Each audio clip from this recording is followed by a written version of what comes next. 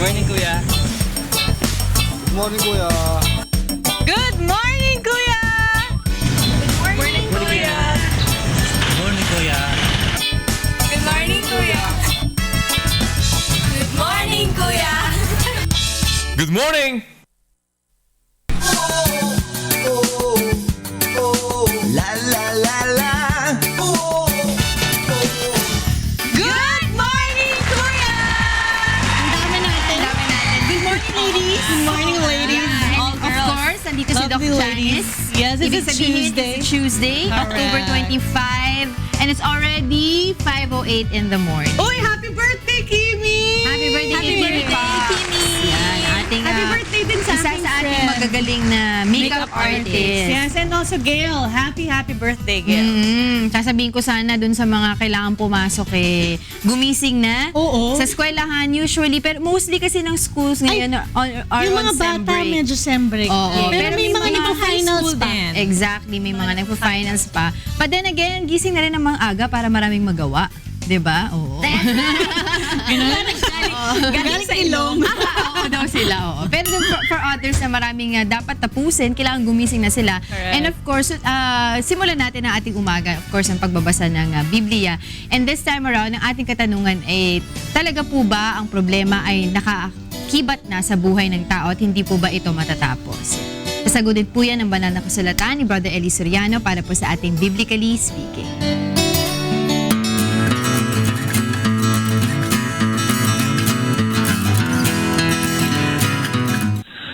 Ang problema, inevitable yan sa buhay ng tao. Kasi along the way, kung titignan mo ang ay sa araw-araw, along the way, you will meet some problems. At sinabi na yan ng ating Panginoon sa Kristiyano, lalo na kung Kristiyano ka. Ang sabi ng ating Panginoon sa 16:33 ng Juan, ganito, Ang mga bagay na ito ay sinalita ko sa inyo upang kayo'y magkaroon sa akin ng kapayapaan. Sa sanglibutan ay mayroon kayong kapighatian. Ngunit laksan ninyo ang loob. Aking dinaig ang sanglibutan. Ayan, tinan mo, sa sanlibutan ng wika ni Kristo sa mundo, meron kayong kapighatian. Pero laksan yung loob nyo dahil dinaig ko naman ang sanlibutan. Meaning, inevitable talaga, makakasalubong tayo ng problem along the way. Parang ganito, no? De ikaw ay nagtatrabaho, sumusweldo ka. Yung sweldo mo, nakukubra mo naman sa tamang panahon. De, okay lang. Pero along the way, magkakaroon ka ng problem. Bakit? Kung nasa abroad ka, nabalitaan ng mga kamag-anak mo sa Pilipinas na gipit, alam mo naman sa Pilipinas, tatawagan ngayon yung iyong asawa o anak na sabihin mo naman sa iyong mami, pahiramin naman ako ng ganire. Problema yun, kapatid. Hindi mo masasabi na yun ay dahil sa aksidente o mishap sa buhay mo. It will come along the way. Yung pangangailangan ng iba, nagiging problema mo. Kaya kung nasasabi yun, kung meron ka kasing kiber sa kapwa, if you have a feeling of concern towards other people, whether you love them or not, problema mo yun eh. Ako, nagiging problema ko. Hindi ko kamag-anak, hindi ko ano-ano, nagiging problema ko. Pag nagkasakit, problema ako. Mga problema yan. Kaya kung sinabing problema, kung wala ka naman pera, siyempre problema mo rin yung makatulong ka sa kapwa. The feeling of concern and compassion gives you problems sometimes. Ganon, hindi na iiwasan yung problema habang buhay yan. Sinabi na yan ni Kristo na sa sanlibutan meron kayong kapighatian, pero laksan ninyo ang loob dahil dinaig ko naman ang sanlibutan, sabi niya.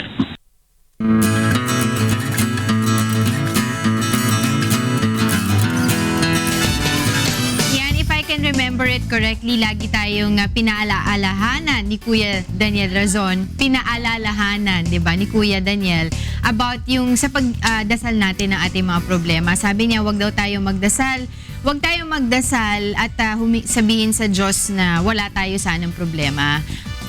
kundi ay magkaroon sana tayo ng solusyon doon sa mga problema natin. Napakagandang reminder po sa atin yan ni Kuya. Maraming salamat po sa inyo, Brother Eli Soriano, para po sa ating Biblically Speaking.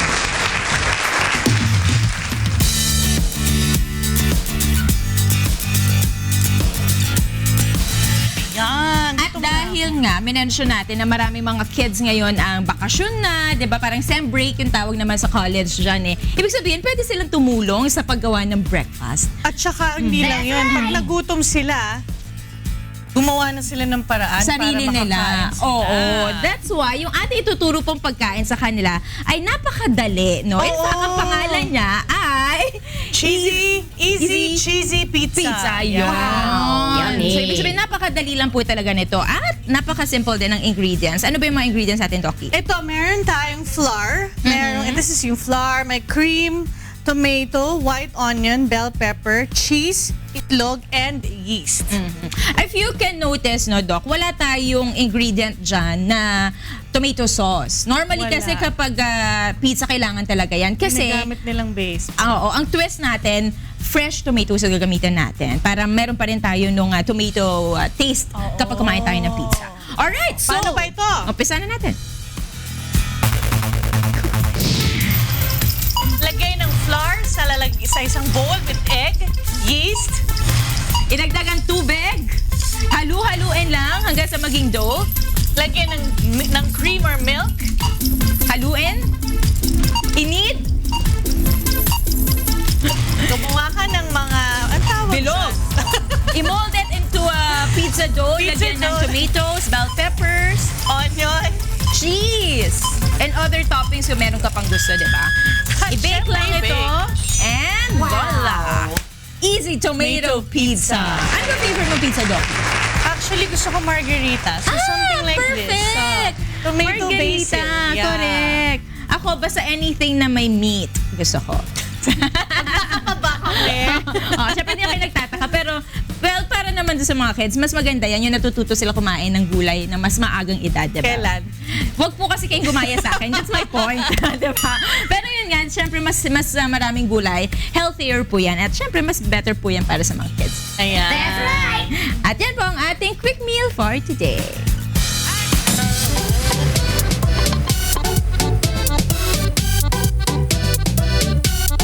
Good morning, Kuya, at good morning po sa inyong lahat, mga kasangbahay. Ako po si Kikay at ito ang nag-iisang Palengke Price Watch. Ngayon na nandito po ako ngayon for the first time sa Pasay City Public Market. O ngayon mga kasangbahay, nandito po ako ngayon sa tindahan ni Nanay Ophel. Ayan, upang alamin magkano na nga ba ang presyo ng ating mga chicken. Ayan, okay. Nanay Ophel, unahin natin itong isang buong manok. Magkano ba yan per kilo ngayon? 120. Stable ang presyo ng ating chicken leg sa presyong 145 pesos per kilo. Yung ating favorite ito ang chicken breast po ngayon ay papanak sa presyong 135 pesos per kilo. Kung gusto nyo ng chicken quarter legs, ito naman po ay papanak sa presyong 135 pesos per kilo.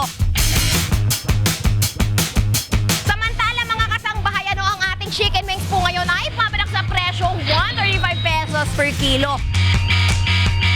Stable din po ang presyo ng ating atay ang chicken liver sa presyong 135 pesos per kilo.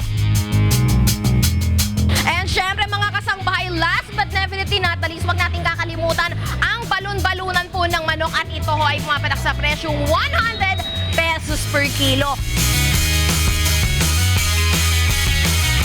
Oy mga kasangbahay, ngayon alam nyo na ang presyo ng ating mga manok dito sa tindahan ni Nanay Ophel. Syempre, dahil dyan, ibigyan natin si Nanay Ophel ng t-shirt mula sa Good Morning, Kuya. Yes! Thank you, Nanay Ophel. Ayan, turning over ceremony. Ayan. God bless. Ayan, nakita nyo na si Kikay pala ay nagpunta dun sa may Pasay Public Market. No? At maraming salamat dun sa kanyang tumulong sa 135 kanya. pesos. Ha? 135 pesos. Oo, di ba? Nakapit Yung sa liver 135. nila. Tapos meron pa siyang pinakita mga balon-balon. Diba? At least So, hindi, at least mga stable chicken stable. serye pala si Kikay ngayon. Ayan. At dahil dyan, good morning din sa'yo, Attorney G. Siyempre, alam Good mo. morning! Ang nag-iisang corn Among the roses. Ang hirap na akong kalagayan dito. Oh, diba? And then, saka good morning din kay Doc Joseph. All the way from Japan. So, ibig sabihin, habang ang Pangulo ay papunta sa Japan, sa Yanara, siya doon. siya naman yung... Ay, nandun siya ngayon. Committee daw. Pambihira. Ibang klase talaga si Herbert Culango. No, talagang kinakailangan makapunta sa Japan para i-offer ang ating Pangulo. Pagkamalan. Dito naman sa Good Morning Kuya, tuloy-tuloy ang ating serbisyong publiko. Kaya kung meron po kayong katanungan patungkol sa inyong kalusugan o kaya ay legal concern, mag-text lamang o tumawag sa mga sumusunod na numero. Yan po ang 4426256 o kaya ay 4426257. Ang aming mga cellphone numbers ay 0995-5823-762 o kaya ay 0932-947-5386. Pwede rin po kayong mag-send ng mga mensahe sa aming Facebook account na www.facebook.com/goodmorningkuya. Huwag niyo lang pong kaligtaan na i-type ang inyong mga pangalan, edad at lokasyon dahil nandito si Doc Janice at si Attorney G para sagutin ang inyong mga katanungan. Meron din tayo mamayang SSS, si Ma'am Beth, di ba? Yes. So pwede rin sila mag-send ng mga Tuesday. questions nila doon. At habang naghihintay tayo ng mga katanungan mula sa ating mga kasambahay, magpasalamat muna tayo sa ating mga sponsors. Good morning, Kuya. Would like to thank Fatrol. Ayaw mo bang tumaba? Ayaw! Go with the power of 500. Go with the power of Fatrol. And Live It. Take care of your liver with Live It. Available at all leading drugstores nationwide. And good morning, Kuya. Would also like to thank New Moms, maging bidang nanay sa New Moms Malunggay at OsteoGuard, tulong iwas osteoarthritis sa OsteoGuard. Go, galaw! Oh, la la la la. Oo nga. Ayan, good morning, Kuya. Ay, nagbabalik po. Ayan, ngayon po ay October 25. It's Tuesday, of course. Here with us is Doc Janice. Yes. Diba? Hi, Doc Janice. Good Usapang morning. tuhod ulit tayo.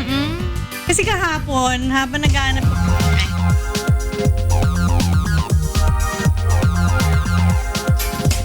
pala nga Oo, pala, nga nakalimutan natin. Ano ba pag-usapan natin? Usapang tuhod. Kasi nandiyan si Attorney G eh. Hindi na ang tugod ko doon. Yan doon ha? Lahat tayo dadating dyan. Correct. Kita-kits tayo. Hindi, kasi kahapon naghahanap ako nga ng article na magandang pag-usapan, no? Parang something new. And then, nahanap ko to.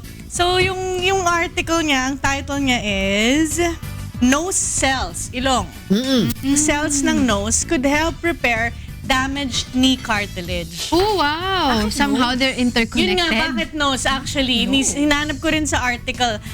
One of the reasons they said was because one, it's far from the area of where the injury or the damage is.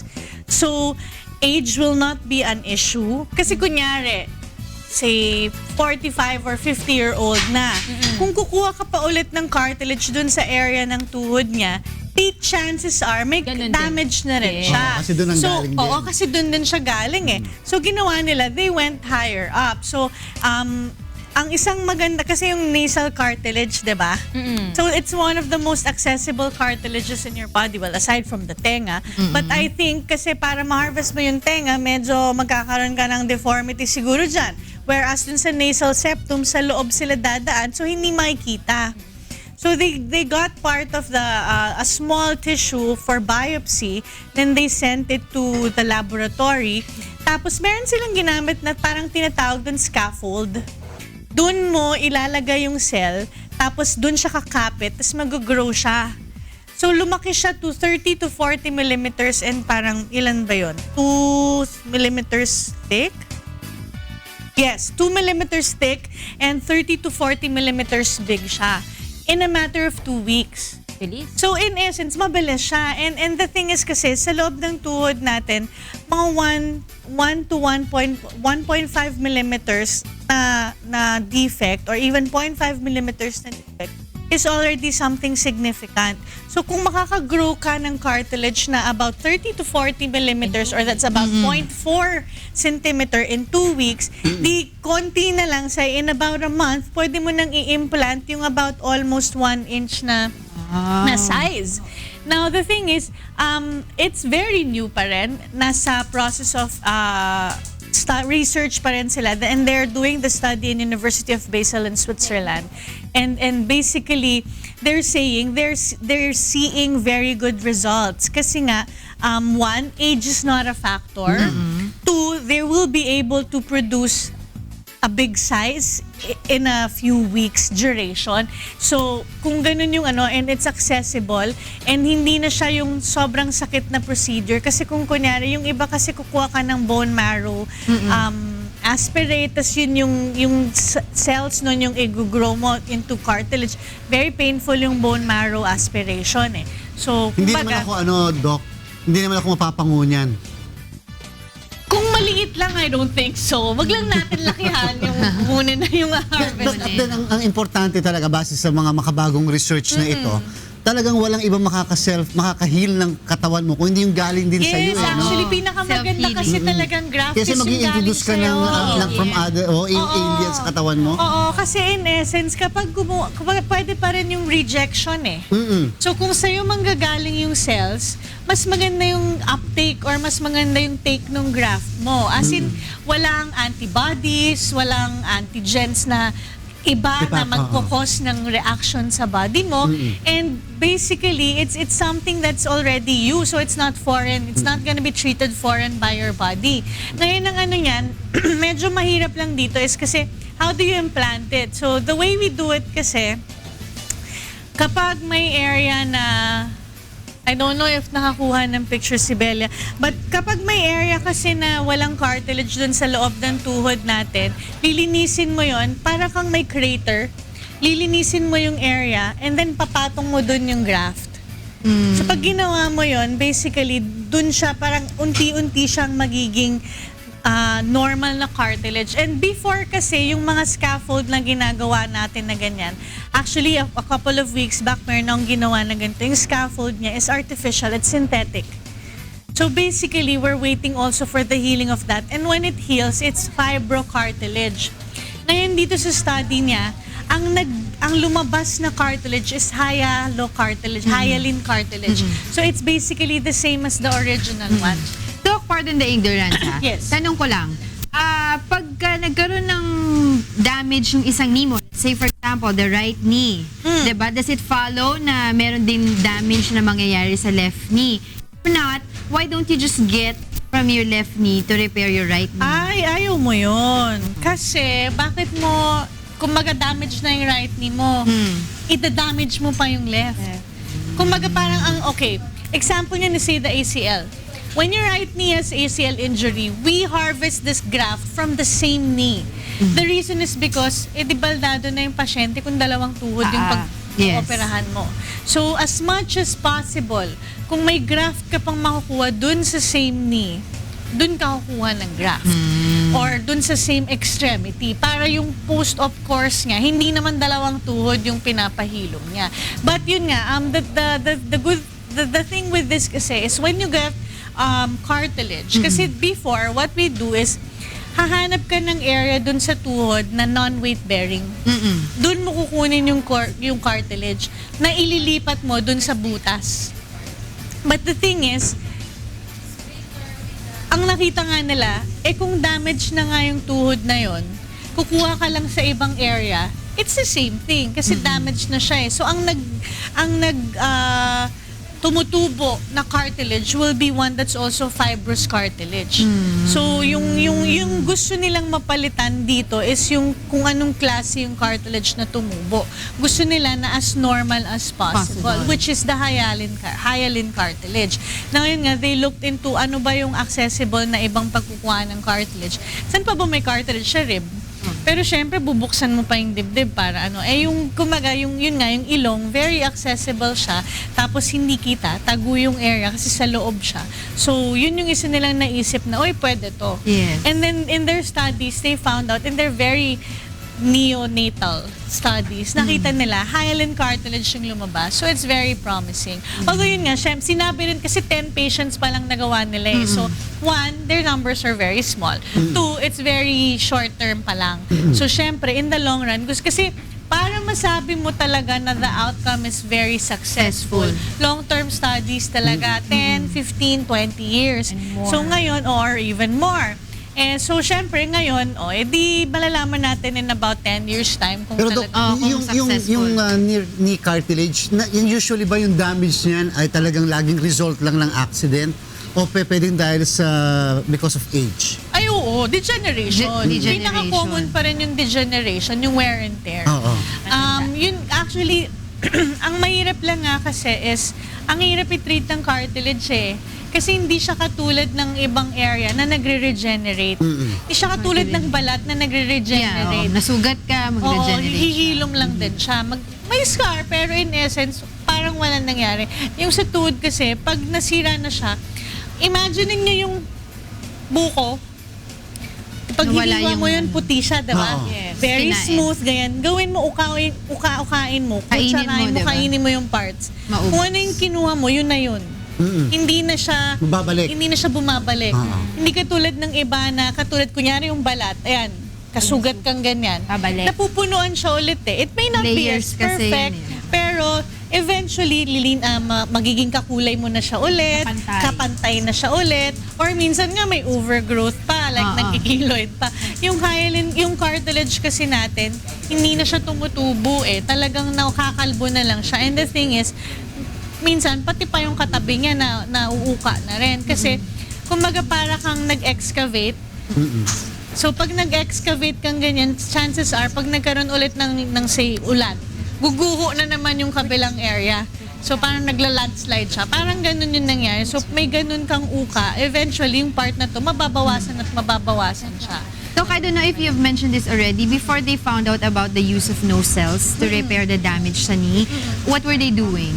They were getting cartilage from other parts of the knee. The knee. Or actually, meron din nga sila yung mga synthetic na scaffolds na ginagamit. Like yung, ang meron dito sa Pilipinas yung Hyalofast, yung HYAF. Now, it's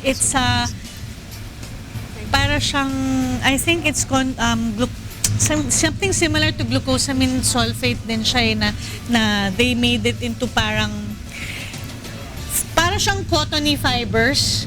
Tapos ikakat mo siya into the shape and the size of yung defect mo. Tapos yun yung ipapatong mo. Doon sa knee. Doon sa area na may defect. And then, before you do that, lalagyan mo muna ng butas yung area ng defect para mag-incite ka ng bleeding.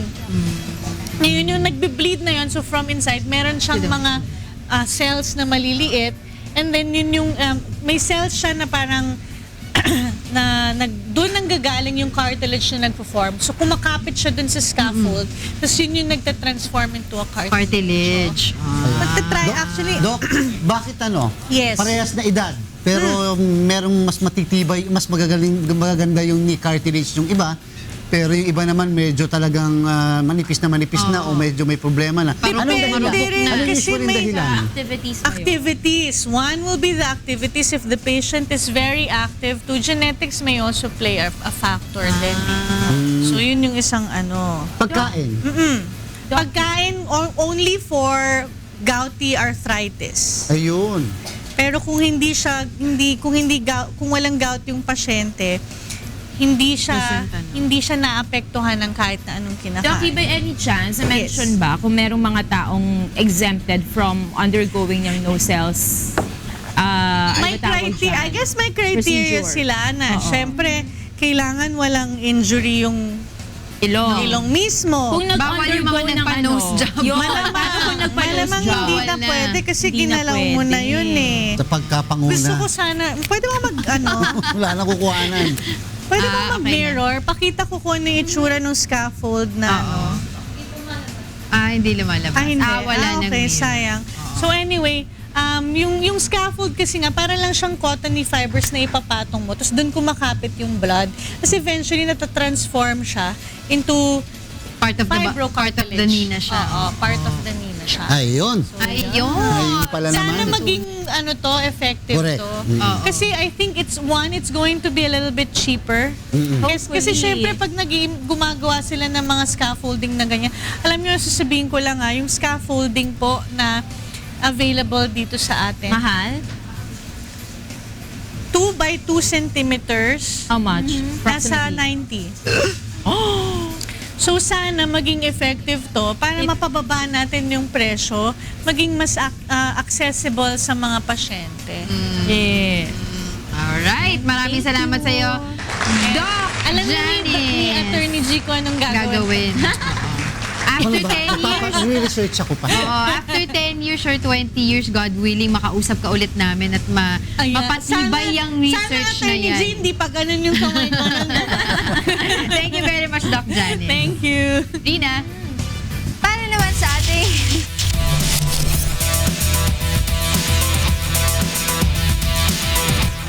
Alamin muna natin kung paano nga ba nagtitraining itong ating mga sprinters. Kasi we all know, di ba, sa isang competition or short distance running, meron silang tinatawag na 100 meter, 200 meter at 400 meter. Pero paano kaya ang training na ginagawa ng ating mga sprinters? Panoorin po natin ito.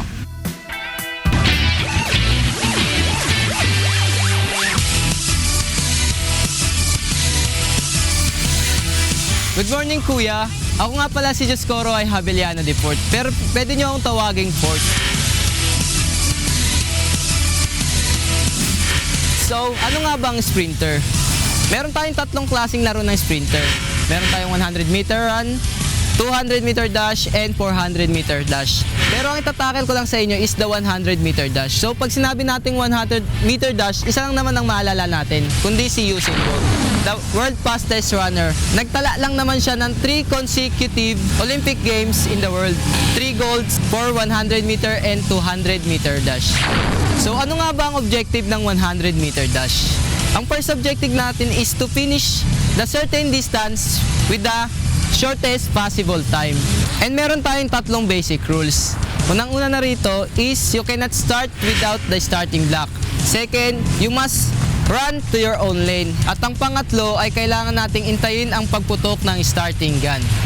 So ano nga ba ang kailangan natin sa pagtakbo sa 100 meter dash? Unang-una na dito, syempre kailangan kondisyon tayo. Kailangan natin ng tamang warm-up, tamang stretching para hindi tayo magkaroon ng sprain or punit sa kita. Syempre, proper attire. Pwede naman tayong naka-running shoes, cycling or shorts, sandos or t-shirt. Depende kung saan tayo komportable. So, andito nga tayo ngayon sa starting line. At kasama ko ang dalawang ka-teammate. Una, si Christopher Topangil, 100 meter dash runner. And si JM Casimero, 100 meter dash runner. So, kasama nga natin silang dalawa ngayon upang ipakita kung paano nga ba gagawin ang 100 meter dash. So kung makikita nyo sa harapan nila, merong starting block. So ano nga ba ang starting block? Ito ay ginagamit para makapag-start ng game. According to the rules ng IAAF is you cannot start without the starting block. So kung makikita nyo is may mga numero and may mga tapakan sa starting block. So saan nga ba ginagamit ang numero ng starting block? Ginagamit ito para sa sukat kung saan magiging komportable ang mga atleta sa pag-start. So hindi naman tayo mayayaman para magkaroon ng starting block. So ano nga bang pwede natin gawin para makapag-start tayo ng 100 meter dash without the starting block?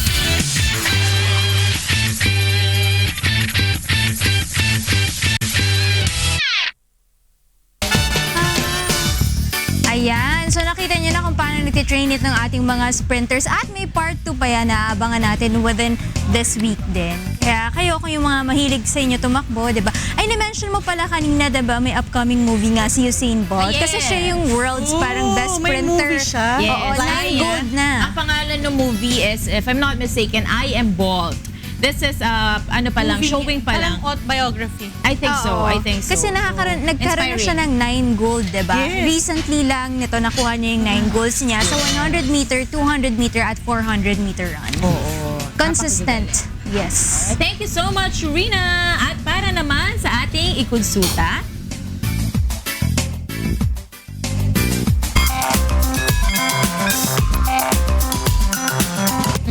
dalawang legal questions muna ang ating katanungan. Attorney G. At ang ating unang tanong ay nanggaling kay Mr. Mendoza from Santa Ana, Manila. Ang kanya pong tanong, pwede bang kasuhan ko ang magulang ng asawa ko dahil para daw sa child support, yung kinuha ng magulang niya nang hindi niya alam. Pwede bang kasuhan ko ang magulang ng... Parang ibig niya sabihin siguro yung in-laws ba niya pwede niyang kasuhan dahil kinuha yung anak niya nang hindi niya alam. Ay, nako. Unang-una, siyempre... For child support. Hindi, pero para sa child support yata. Oo, for child support. Hindi, yung child support, siyempre laging mga magulang ang ano muna. Yung laging, hindi pa pwede yung ang child support ibabato mo sa mga in-laws. Oo. Ang child support, siyempre laging sa iyo. magulang. Oo, sa magulang. Hindi, in fact, ang may parental authority, parental guidance, ang may custody sa bata, siyempre ikaw. As between the parents and the grandparents, siyempre parents ang laging ngayon. Porkit kinuha nila, sasabihin mo, dapat ikaw mag-support ng hindi ganon. Hindi ganon. Ang sa akin, para dapat, ang unahin po natin, ay kung talagang gusto mo makuha yung bata, kuhanin mo muna yung kustodiya ng bata.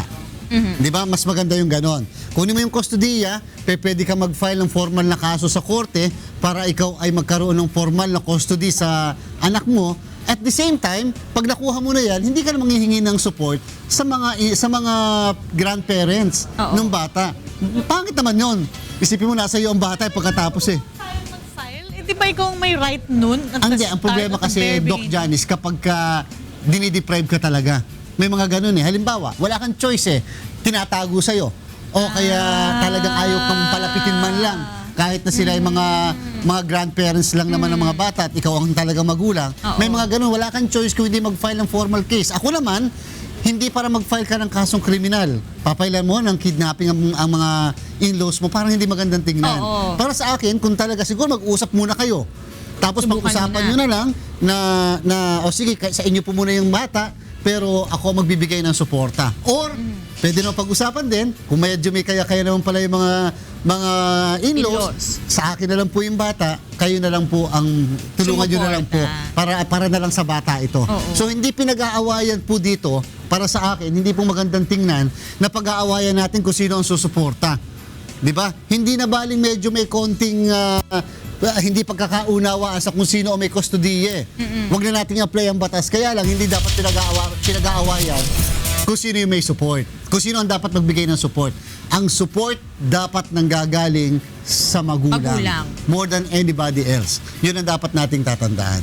Alright, maraming salamat Attorney G at sana naliwanagan si Mr. Mendoza. Pero may isa pa nagtatanong sa atin, and this time from Quezon City naman, si Miss Christine Gomez. Ang kanyang katanungan, may karapatan ba ang mga anak na singilin ang naiwang pautang ng magulang?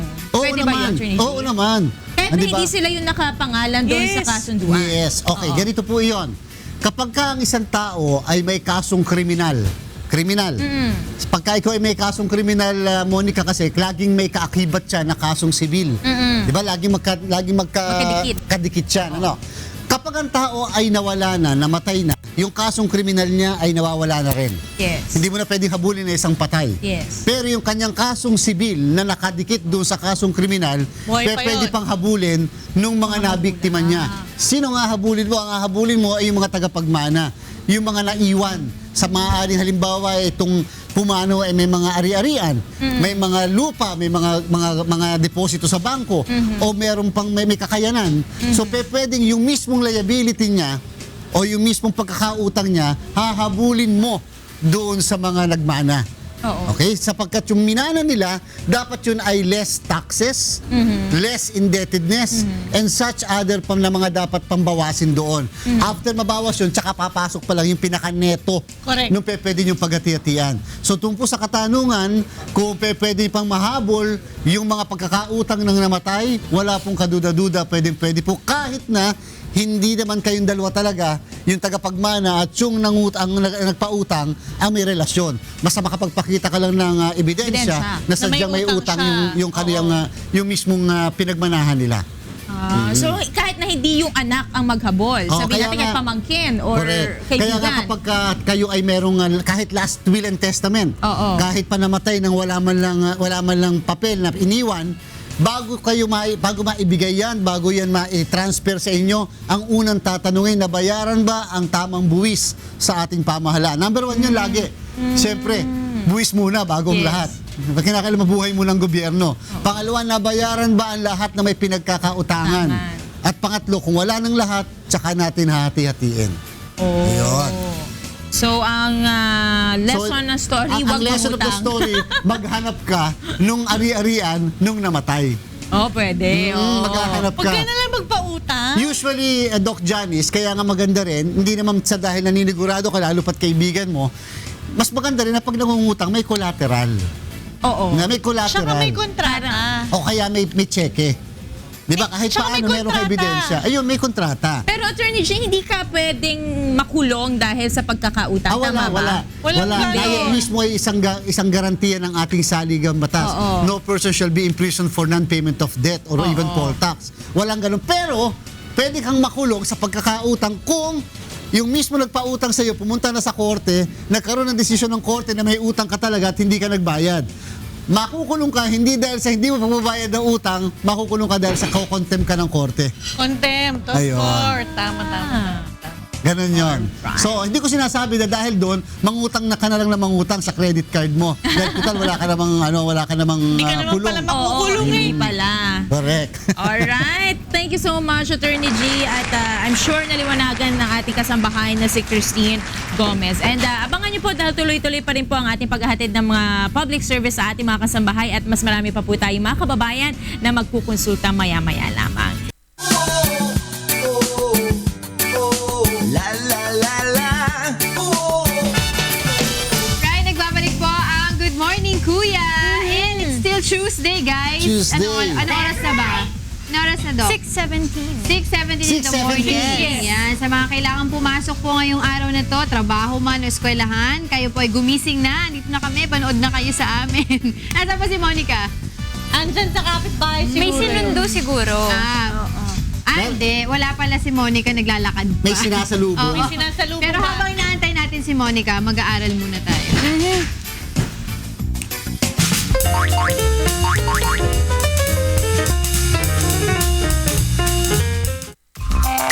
Word for the day. Contentious. Adjective. Causing or likely to cause an argument. Example sentence. Despite what they say, many people enjoy reading contentious posts on Facebook. In Tagalog, pinagmumula ng away. Pinagmumula ng away. Contentious. Pinagmumula ng away. Hindi pinagkakasunduan o hindi Sige nga, use it in a very simple sentence. Aba naman, siyempre naman. Kasi hindi ako makaisip eh. Hindi. Kaya ikaw na lang. Hindi, dahil nga sa magiging contentious, yung mga issue na pag-uusapan, kinakailangan magpaliwanag ng Pangulo Ayun. sa Japan. Tama. Maaari hindi mapagkasunduan kasi yon Correct. between Galing. Japan and the Philippines. Contentious. Contentious. Yes. Spell contentious. C-O. Contentious. Thank you very much, Attorney Jen. Dito na yata si Monica. Andiyan na ba? Andyan na ba? Ayan, ayan. Mon, where are you?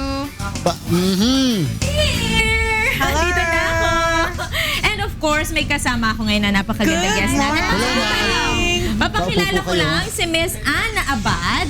Siya po ay isang climate justice campaigner ng Greenpeace. At napakaganda ng ating pag-uusapan. In fact, this is very timely dahil, po tayo, sunod-sunod yung pag-ulan, no? Bagyo na ating nararanasan. So, this is about climate change. Tsaka Greenpeace yan. Alam mo naman, pag Greenpeace talaga, international advocate of the environment. Yes. Oo. Now, para lamang po sa kaalaman ng karamihan, ano po ba ang climate change? Nagkukos ito and possible effects po sa ating mundo kung hindi nga po ito ma-address na mabuti. Siguro para sa mga tagapanood natin, Yes. I'll start with a little bit of history. Sige po. So, ang mundo na ginagalawa natin has been around and it continues to evolve for over 5 billion years. So, throughout that period, the Earth has experienced ice ages, little ice age, the last one 1,000 years ago. But according to scientists, particularly Intergovernmental Panel on Climate Change, in the last 150 years, nagkaroon ng bagong entry into the change in the climate of the Earth. And that's because of man-made climate change. So, bakit 150 years ago? That's when industrialization started. So, So when man decided to have all these machines and powered by dirty fossil fuels. So one of the greatest contributors to climate change is the burning of fossil fuels such as oil, coal, and gas. And a little bit of trivia. Carbon dioxide emissions can stay in the atmosphere for about 1,000 years. So the climate change that we are experiencing now is really based on historic emissions from fossil fuel burning. So this is what causes climate change, really, the indiscriminate burning of fossil fuels.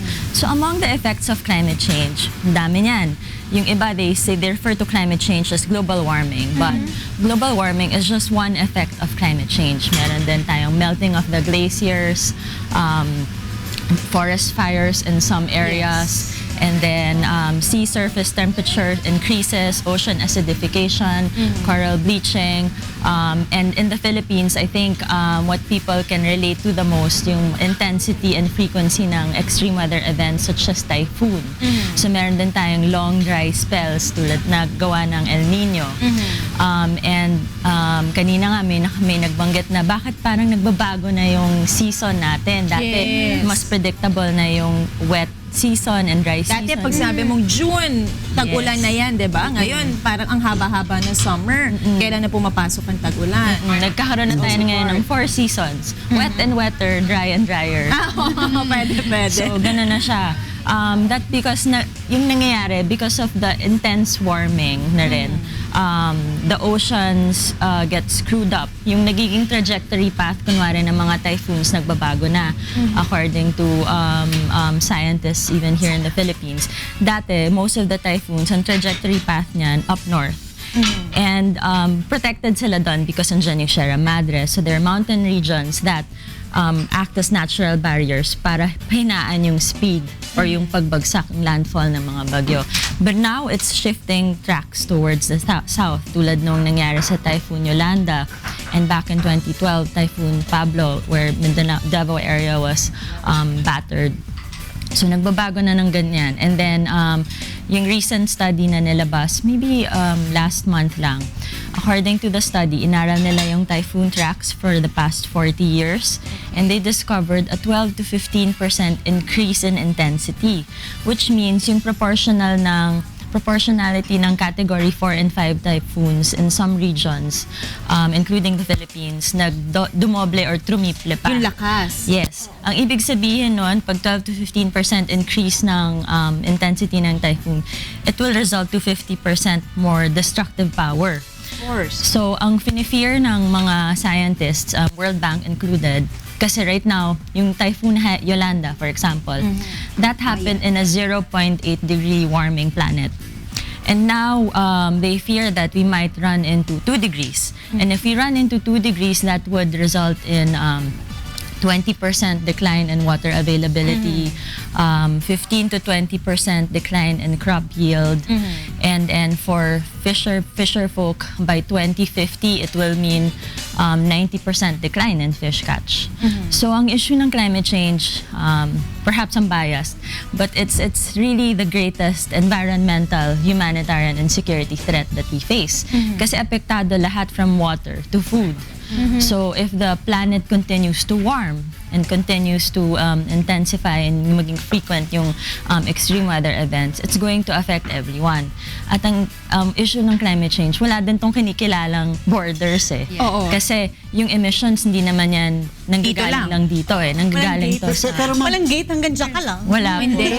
In fact, iba. Yung Paris Declaration, ang na-reduce, ang gusto niya ma-reduce ang carbon emission by certain percentage. 2%. Oo. But ang point is, hindi ba napaka-unfair naman doon sa mga developing economies, katulad halimbawa ng Pilipinas? Kasi yung mga malalaking bansa, nag-industrialize na sila nga itong sumira ng ating, ng ating tawag dito, atmosphere. Pagkatapos mag-i-impose sila ngayon ng level na kinakailangan hanggang ganito lang, whether develop, industrialize. And so, tayo ngayon, hanggang dito lang ang growth natin kasi kinakailangan, dahil tayo ay nag-agree doon, hanggang dito lang tayo, samantalang sila, okay na. Okay, kasi nag-develop May na theory sila. dyan si Kong.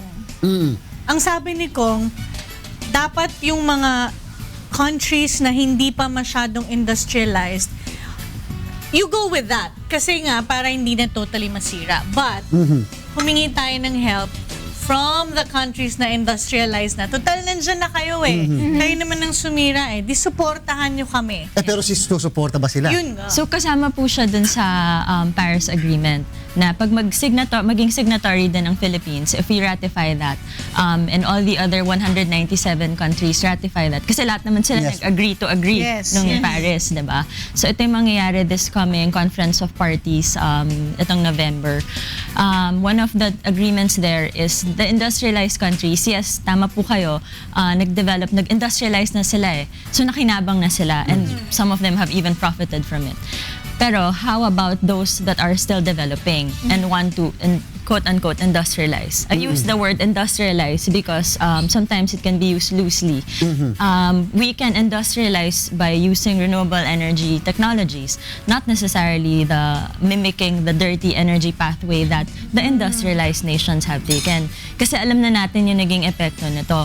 And if we combine all the emissions of developing countries, if we were to pursue the dirty energy pathway that the industrialized countries have taken, edi wala din, ganun din yung magiging epekto natin. Parang wala tayong natutunan. Double one. Opo. Ma'am, Yeah. tanong ko lang po, despite the efforts po na ma-increase yung awareness and, combat yung battle for climate change, how come there are still organization, of course, people who don't believe in climate change? Well, in fact, noon pa ito talagang issue nito. And ano pa po yung mga dapat gawin natin to be able to, increase, not just increase awareness, but also to create action plan on climate change? So most of those that are still climate deniers, climate deniers, actually in the US, they are referred to as Republicans. They're still denying climate change. Case in point, Donald Trump, he says that climate change is the biggest hoax. Siguro hindi pa niya na-experience ang Typhoon Yolanda, wala pa siyang ganong Dalhin siya dito. experience. Dalhin natin siya. But there's a massive public relations campaign propagated by the fossil fuel industry. Why? Because it scares their investment. It attacks their business. Kasi yun yung kanilang current business model. And what we are hoping sana is they can transition to a different business model that's cleaner and more renewable and really safer and better for the people in this planet.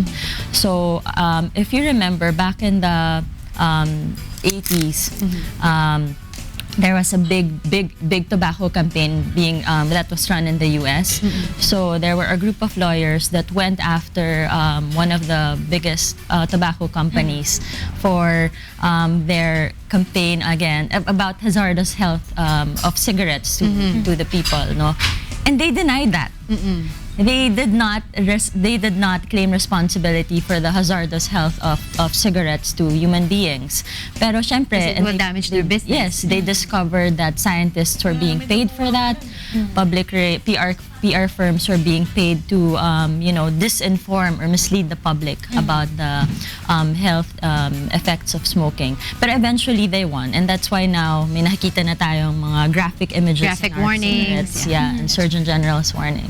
Ako naniniwala ako na although mga industrialized countries talaga ang biggest contributors dito, lahat tayo kahit papaano may small contribution sa climate change. That's why before po namin kayo pakawalan, Ms. Ana, baka po pwede tayong mag-iwan ng mensahe sa ating mga kasamahan, no, sa ating mga manonood, kung ano yung maaari nilang gawin kahit paunti-unti para makatulong sa pag-ayos nga ng ating kalikasan and of course mabawasan ang epekto ng climate change. So, simple lang. We can start from the home. Daily practice. Lifestyle change kasi ang parating namin sinasabi dito eh. If you want to be aware about the issue of climate change, dapat i-practice mo rin siya. And solely by altering your lifestyle. So, reduce, reuse, recycle, that's been an ongoing campaign since I can remember. When you go to the grocery, rather than bring home plastics na single-use naman siya, itatapon lang. Bring your own eco bags or bayong or eco bags. And then when you change light bulbs, you can switch to energy efficient light bulbs. And ano pa ba? Mga simpleng tips like be more involved. Lalo na pag may election. go challenge the candidate about his or her long-term vision for the Philippines. Kasi hindi lang naman yan during the person's term. Lalo na ang pagsulong ng renewable energy. Ano kasi yan it's a thankless advocacy this long-term. Palagay nyo maganda ang potential ng isang Green Party? Opo. Pwede rin. Kaya lang, depende kasi sa mga sumusuport.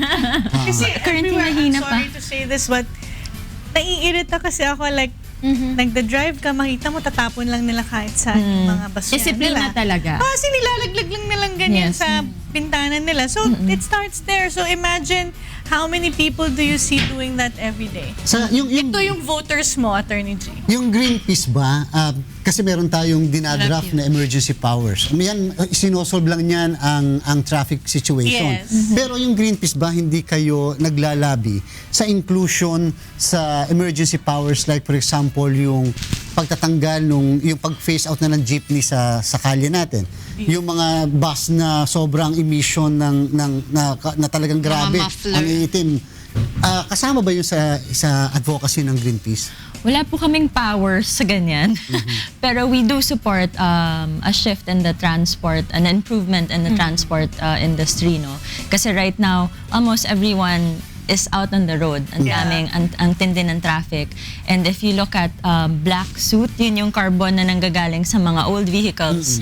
May certain age kasi yan Pag lumagpas ka na ng certain number of years ng ang vehicle mo, yung black soot, lumalabas matindi. That's why when you go to congested areas sa EDSA, mararamdaman mo na siya, bukod sa makikita mo siya. And it's bad for our health too, sa kabayanan. So, we do support a shift in that, more efficient public transportation system, which will decongest our roads as well. At hindi lang dyan, pati sa energy. Kasi meron na po tayong renewable energy law. Kailangan lang tulungan siyang ma-implement at i-mainstream. Pero currently, ang mas natutulak ay ang coal, oil, na energy. Na gamitin. Yeah. Ayun. Napakarami natin natutunan. Maraming salamat, Ms. Ana Abad. And hopefully, wag po kayong mapagod na ipagpatuloy po ang inyong kampanya para sa pangangalaga ng ating kalikasan. And of course, mabawasan nga ang masamang epekto nitong climate change. Maraming salamat po. Thank you for your time, Ms. Ana. Thank you. Thank you. Thank you. Thank you, ma'am. At para naman sa ating Fitness 101,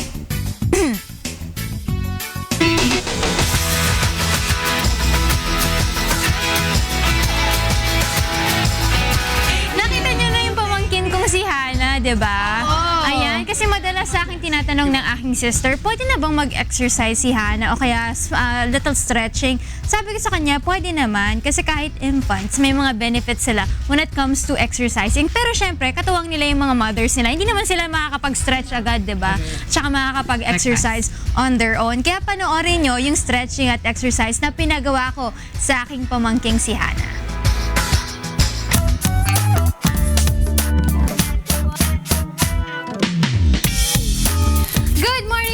Hindi po ako babysitter ngayon at hindi ko rin baby to, kundi pamangkin ko to kasi tamang-tama ang ating workout this morning para sa mga chikitings. Place your baby in front of you while sitting on the ground. Let your baby hold your hands, then slowly lean their back on you. Para na rin siyang nag-sit-ups nito.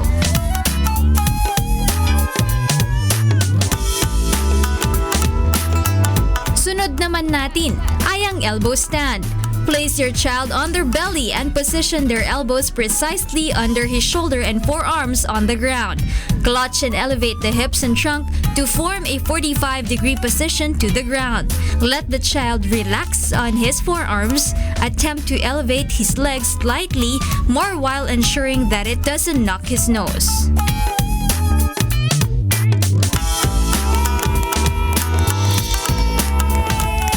Mga baby nyo ay nagsisimula na ring maglakad, mas mabuting lagi nating maaalalayan sila while exploring.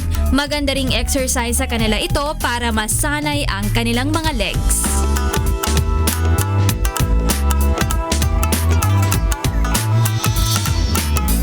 At ayan mga mommies, part 1 pa lamang yan ang ating mga exercises for the chikitings. Abangan nyo muli ako bukas para sa isa na namang Fitness 101. dyan sa mga pinagawa namin. Even yung cycling, sinend ko nga yung video kay Hana, ay kila Belia. Kaya lang hindi daw nila pwedeng ipakita yon kasi hindi ko pala siya na-videohan ng landscape. So yung cycling, pinapahiga lang yung baby. Tapos ito yung paa nila, sinacycle mo lang. So tuwang-tuwa siya nun.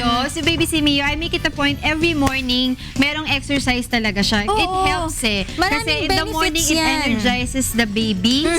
Tapos talagang all throughout the day, ano sila? Energized, tapos happy, hindi nagbubugnot. That's Proven right. yan, proven. Oo. Ito pa yung ibang benefits nila. Sabi nga dyan, enhance cognitive functioning in children, increases coordination, strengthens immunity, speeds metabolism, and elevates the moods and activates the mind of the kid. Yung ginawa mo rin, as early as what age mo pwedeng gawin sa infant? May studies kasi sila na kahit 1 month pa lang. Pero ginaganon mo yung mga legs. Ginaganon mo yung mga legs. Yeah, kunyari ito yung legs ng baby. Stretch mo lang siya ng konti. Huwag mo namang hugutin na ganon, diba? Stretch lang ng konting ganyan. Medyo may ganito lang. Ginawa ko yun kay Mio eh. Medyo gaganunin mo ng konti. Merong force ng konti para hindi yung nagiging bow-legged. Yung mga kids. Yeah. Now you Pero know. hindi ako madidemanda doon, diba? Nag-enjoy ang kids doon. Nag-enjoy si Hannah doon. Oo. At bukas abangan nyo kasi meron pa tayong continuation yan. Yung isa ko namang pamangking si Ina ang ipapakita natin mag-exercise with me. Yan. Yan ang ating Fitness 101. Ready na siya. Yan, para naman sa ating What's for Breakfast.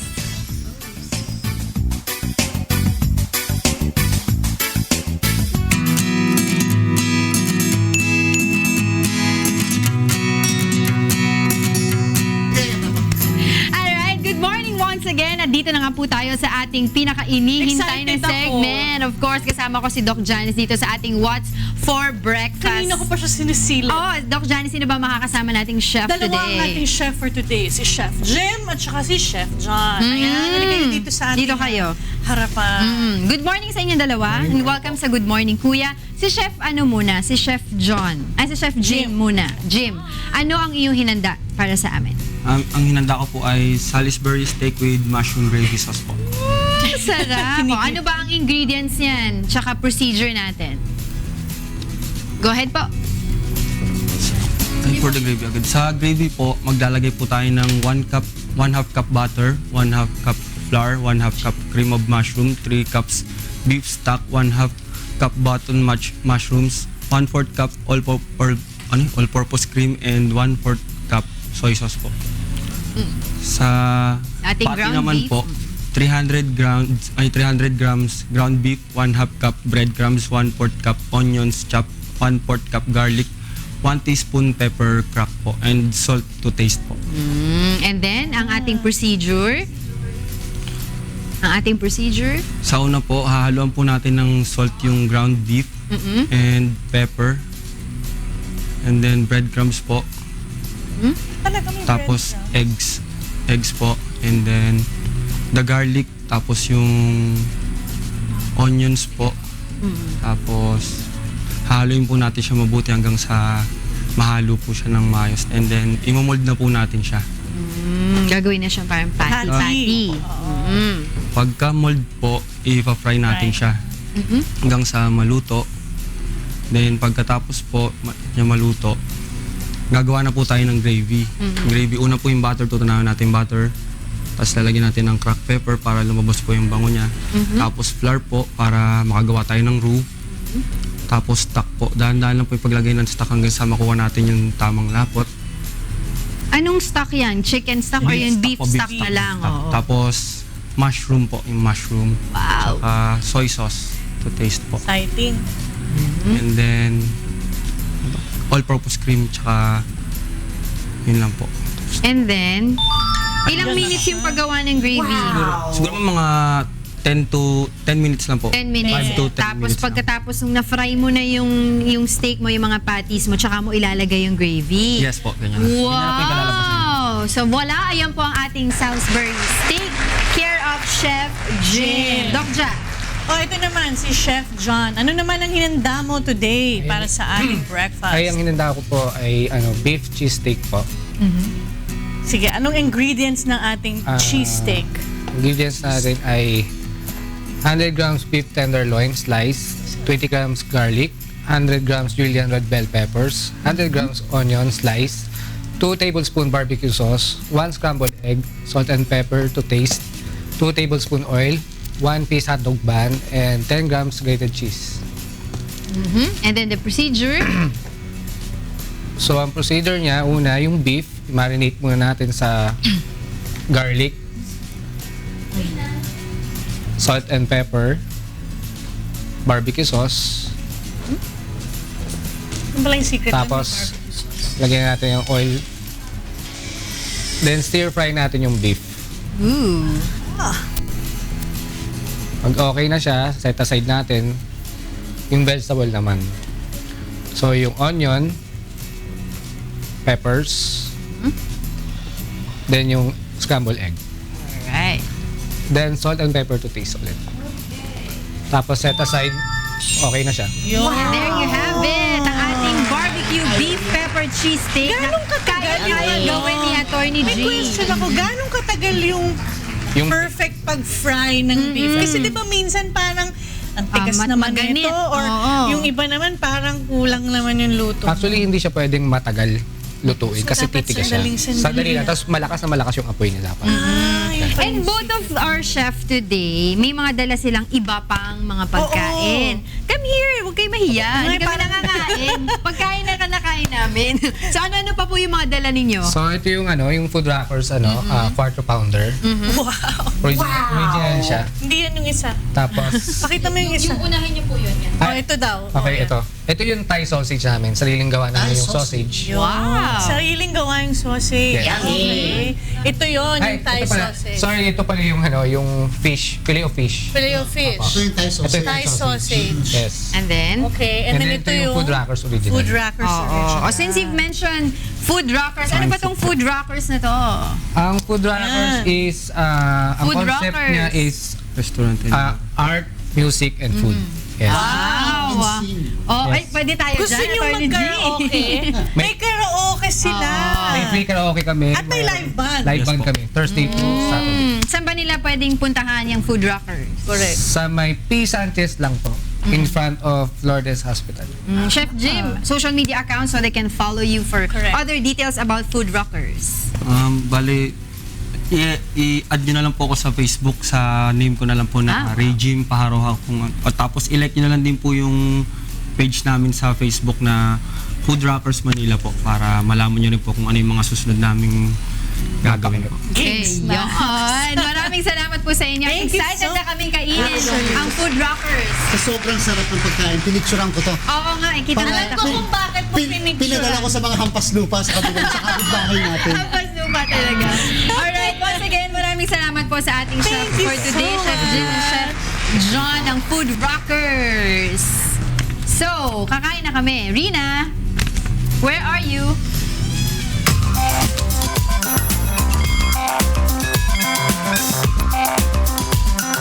Wala ba naman si Ma'am Beth Suraldo kapag Tuesday morning? Syempre hindi. Lagi tayong may SSS na dapat. O pero bago natin puntahan si Ma'am Beth, meron muna akong question ito para kay Doc Janice. Doc, bago ka kumain, may ikukonsulta muna sa atin. Mula ito sa Italy.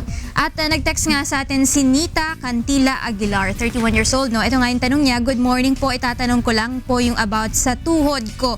May pain po siya, lalo na po kapag malamig.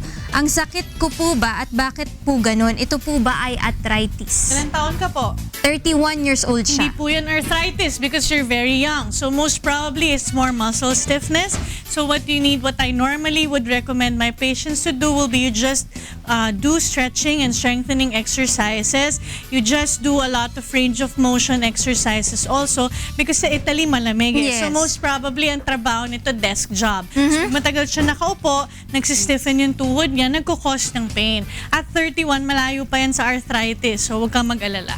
Alright, so exercise lang. Exercise pa rin. Ayan, maraming salamat, Doc Janice. At ito naman, syempre, si Ma'am Beth naman. Meron tayong question galing kay Rowena Estanislao.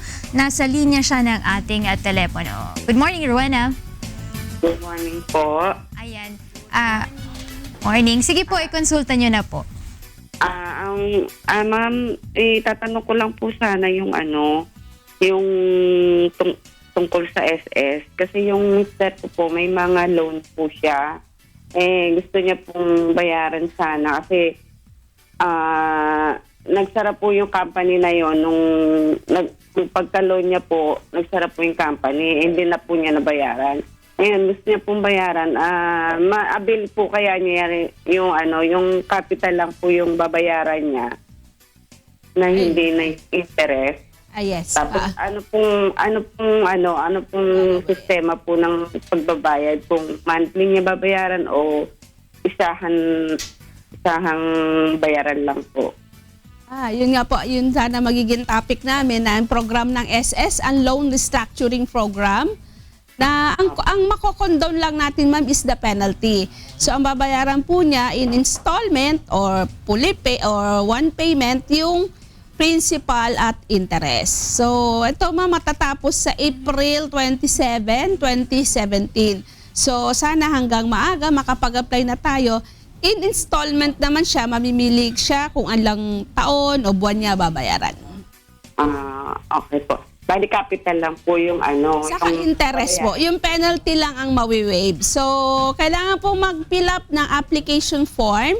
Bali 3 page po siya. Pages yung application, tapos affidavit of residency at saka terms and condition. 3 pages po yung pipil upan niya. Okay na po, Ma'am Bali po Rowena. ang natanggal lang po yung interest, pero yung penalty, yun po ang babayaran niya plus capital. Malaki po ang penalty. Yung penalty po ang tatanggalin. Yung penalty po. Pero interest, kasama po sa babayaran installment. Yes, ma'am. Okay po. Okay po. Salamat po. May additional questions po ba kayo? Okay na po.